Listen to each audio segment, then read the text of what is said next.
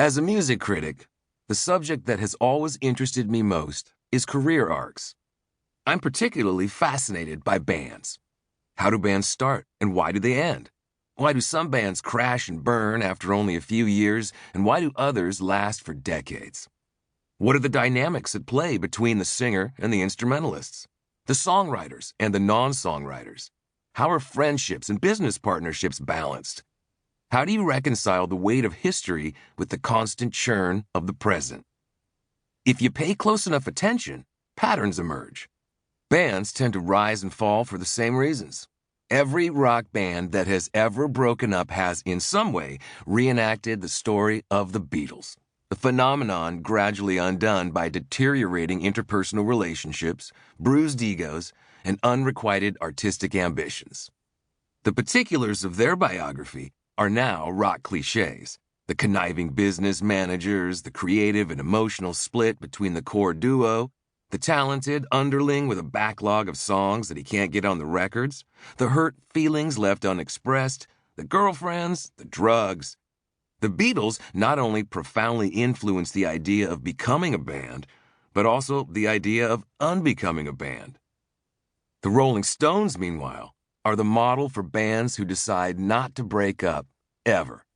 The value of knowing your role within the band, the power of conceding that your lead singer is the benevolent dictator, the ability to manage your disappointments and resentments for the greater good of grossing hundreds of millions of dollars on the road, these are the lessons of the Stones. There are other role models. U2 invented the idea that you can remake a European post-punk band into a stadium-filling Americana act, and then remake yourself again into a postmodern dance rock group. This mold was adopted by scores of would-be biggest band in the world candidates, Coldplay, The Killers, Arcade Fire, LCD Soundsystem in the 21st century. There's also the Grateful Dead, who proved you could fill stadiums by cultivating an unpredictable live show and approaching albums with bemused indifference. And then there's Pearl Jam. What is the Pearl Jam mold? You could define it as a combination of the aforementioned rock band molds, though the specifics beyond that are jumbled and counterintuitive. Pearl Jam has committed to going the distance like the Stones, and their singer could be described as a kind of benevolent dictator within their inner power structure. But Pearl Jam is also a band in which every member writes songs, even the drummer, which gives them a degree of parody that's uncommon for a band of their stature.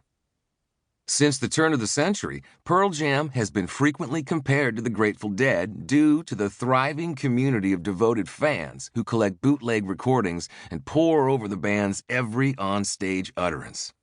But the Dead for years operated on the fringes of American culture without an omnipresent radio hit.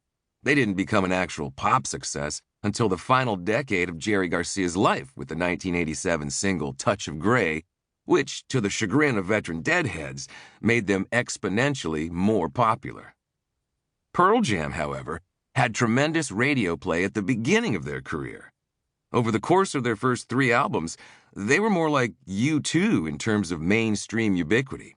And then they turned into a cult band buoyed by a passionate counterculture. Imagine Bono evolving into Jerry Garcia. You can't. It defies logic. And yet, that approximates a rough sketch of Pearl Jam's development in their first decade. The fact is that Pearl Jam is an anomaly.